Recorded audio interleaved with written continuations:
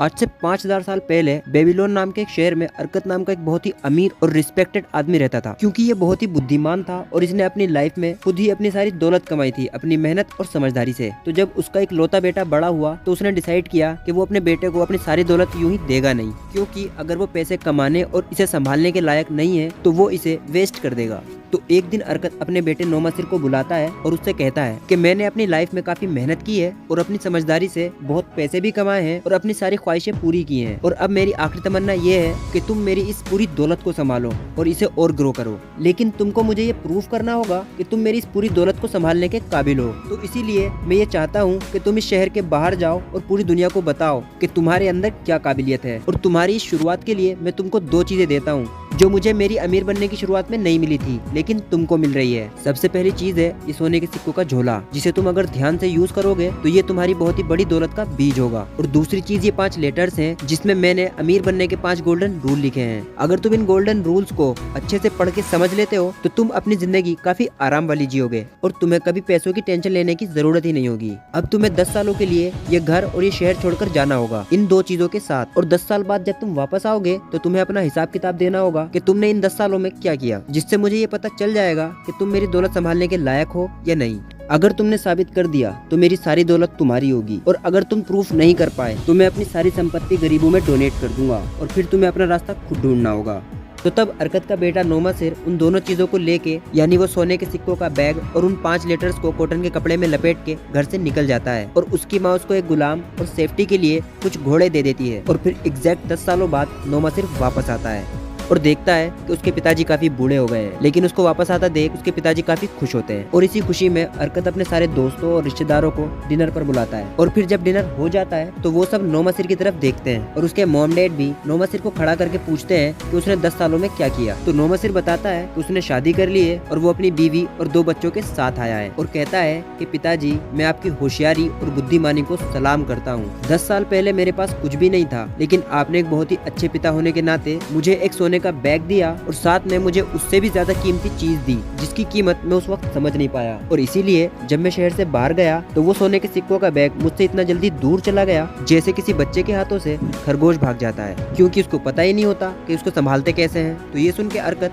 हंसने लगता है। फिर नोमासिर कहता है, तो सबसे पहले मैं निनवे नाम के एक शहर में गया जो काफी तेजी से आबाद हो रहा था। तो मुझे लगा वहाँ पैसे कमाने की बहुत सारी अपॉर्चुनिटी होंगी, लेकिन जब मैं शहर में एंटर कर रहा था तो मुझे 2 लोग मिले जो काफी फ्रेंडली थे। तो उसमें से पहले वाला बोला कि इस शहर में एक आदमी रहता है जिसके पास एक घोड़ा है और वो हर हफ्ते एक घोड़े की रेस लगाता है, और जो उस रेस में उसे हरा देता है तो वो उसके बदले उसको एक बहुत बड़ी कीमत देता है। दूसरा वाला बोला कि मेरे पास एक जवान अरबी घोड़ा है जो काफी तेज भागता है, लेकिन मेरे पास पैसे नहीं है। अगर मेरे पास पैसे होते तो मैं जरूर उस आदमी से कंपटीशन लेता और जीत जाता, क्योंकि मैंने सुना है कि उसके पास कोई साधारण से घोड़ा है जो मेरे घोड़े से ज्यादा तेज नहीं भागता। तो इतने में नोमासिर कहता है, मेरे पास पैसे हैं, तुम अपने घोड़े को रेस में लेके आओ, मैं तुम्हें घोड़े की रेस लगाने के लिए पैसे देता हूँ और फिर हम आधा आधा प्रॉफिट लेंगे। लेकिन जब एक्चुअली में घोड़ों की रेस होती है तो नोमासिर का घोड़ा बहुत ही बुरी तरीके से हार जाता है और उसे बहुत सारे सोने के सिक्के देने पड़ते हैं। और फिर कुछ दिनों बाद उसे पता चलता है कि वो दोनों आदमी उस हॉर्स रेस वाले के ही पार्टनर थे, और वो ऐसे ही नए नए सफर करने वाले लोगों को ढूंढते थे और उनको बातों में फंसाकर बेवकूफ बनाते थे। और फिर नोमासिर अरकत को बोलता है कि उसके बाद मुझे लगा कि मैं अब चौकन्ना हो जाऊंगा,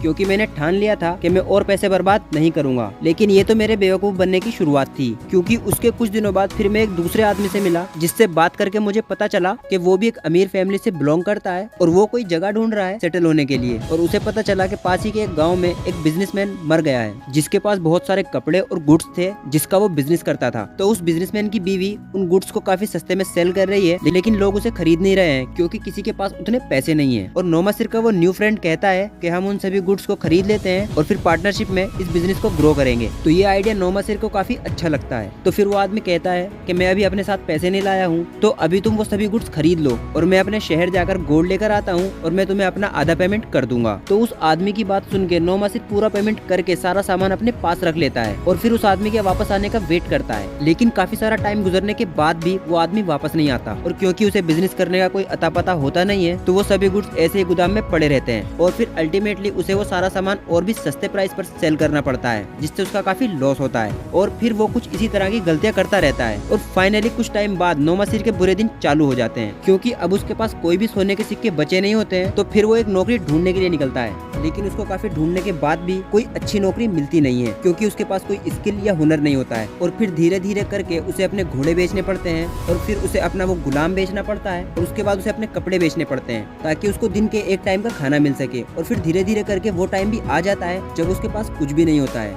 मतलब एक टाइम का खाना भी नहीं। और फिर उसे अपने पिताजी की वो बात याद आती है कि अगर तुम्हें इस शहर का सबसे अमीर आदमी बनना है और तुम्हें इज्जत चाहिए तो तुम्हें उसे खुद कमाना होगा। और इसीलिए नौमासिर सोचता है कि वो इतनी जल्दी गिव अप करेगा नहीं। और फिर फाइनली नौमासिर उन 5 लेटर्स को पहली बार ओपन करता है, क्योंकि अब उसके पास इनके अलावा कुछ बचता भी नहीं। तो जब नौमासिर उसे पहली बार रीड करता है तो वो अपने आप से कहता है कि काश उसने ये लेटर्स पहले पढ़ लिए होते तो उसे आज ये दिन देखना नहीं पड़ता। अब यहाँ तक की कहानी सुन के उसके रिश्तेदार और माँ बाप काफी टेंशन में आ जाते हैं। तो तब वो अपने पिताजी को काफी प्यार से कहता है कि आपने मुझे सोने के सिक्कों का एक झोला दिया और साथ में वो 5 लेटर्स दिए जो मेरे लिए सबसे ज्यादा वैल्यूबल थे, क्योंकि मैंने अब तक आपको मेरे स्ट्रगल करने की कहानी सुनाई, क्योंकि अब तक मैंने आपकी सबसे कीमती चीज को इस्तेमाल नहीं किया था। लेकिन उस दिन मैंने डिसाइड किया कि मैं आपके इन 5 रूल को दिल से फॉलो करूंगा और अपनी इज्जत आपके लिए कमाऊंगा। और उसके बाद नौमासिर एक लेबर यानी मजदूर का काम करता है, जिससे उसको कुछ पैसे मिलते हैं, लेकिन उसके पास पहले कुछ भी नहीं था, तो उसके लिए वो भी काफी होते हैं। और उसके साथ वो वेल्थ क्रिएशन का पहला रूल भी फॉलो करता है, जो होता है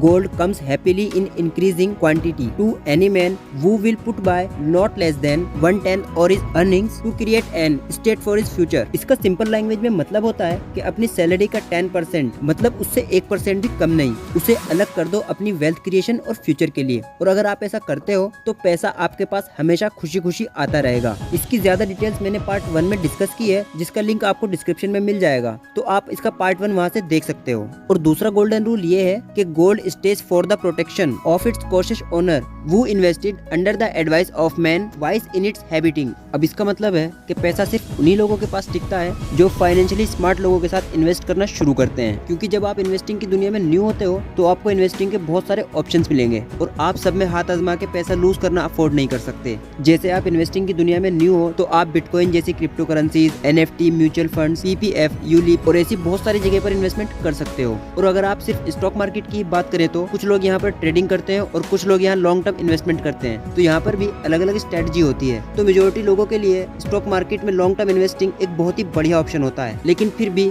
बहुत सारे लोगों को यहाँ से अच्छा खासा लॉस हो जाता है। मुझे बहुत लोग ये बोलते हैं कि हमने डे ट्रेडिंग करके बहुत ही पैसा लूज किया है, काश कोई पहले उनको इनके रिस्क के बारे में बता देता। और आप गूगल भी करोगे तो आपको यही रिजल्ट मिलेगा कि स्टॉक मार्केट में एक 90-90-90 का कॉन्सेप्ट काफी फेमस है, जिसका मतलब है कि यहाँ पे 90% ट्रेडर्स अपना 90% कैपिटल लूज कर देते हैं, वो भी शुरू के 90 दिनों में। तो ये वेल्थ क्रिएशन के सेकंड रूल को फॉलो ना करने का नतीजा है। तो स्टॉक मार्केट में मैं बिगनर्स को एक सिंपल एडवाइस देता हूँ कि शुरुआत में आपको ग्लेन मैक्सवेल की तरह खेलना नहीं है, बल्कि MS धोनी की तरह खेलना होता है। मतलब शुरू में ऐसी कंपनी ढूंढो जिसमें आपके पैसा लूज होने के चांसेस बहुत ही कम हो। मतलब आपको जल्दी गेम से आउट नहीं होना है, क्योंकि बाद में रन अपने आप काउंटिंग होते हैं कंपाउंडिंग की पावर से। और हमारी लाइफ एक टेस्ट मैच की तरह होती है, जिसे आप डे ट्रेडिंग यानी T20 मैच की तरह खेलोगे तो जल्दी आउट होके पछताते रहोगे। तो अब हम वापस अरकत और नौमासिर की स्टोरी पर आते हैं। तो जब नौमासिर मजदूरी करके थोड़ी बहुत सेविंग कर रहा था तो उसकी मुलाकात एक बहुत ही फाइनेंशियली स्मार्ट आदमी से होती है, जिसका नाम किसी को पता नहीं होता है, लेकिन लोग उसे रॉकी के नाम से बुलाते थे, जो लोगों को बिजनेस के बारे में सिखाता था। तो लोगों और रॉकी में फर्क ये था कि वो उसको कहीं डायरेक्ट इन्वेस्ट करने की एडवाइस नहीं दे रहा था, बल्कि बिजनेस के टाइमलेस प्रिंसिपल सिखा रहा था। तो नौमासिर अपनी छोटी छोटी की गई सेविंग्स को रॉकी की दी गई टिप्स से इन्वेस्ट करता और फिर धीरे धीरे वो देखता कि उसको थोड़ा बहुत प्रॉफिट मिल रहा है। उसके रिटर्न्स काफी छोटे थे, लेकिन उसका हौसला काफी बुलंद हो गया था। फिर तीसरा रूल ये है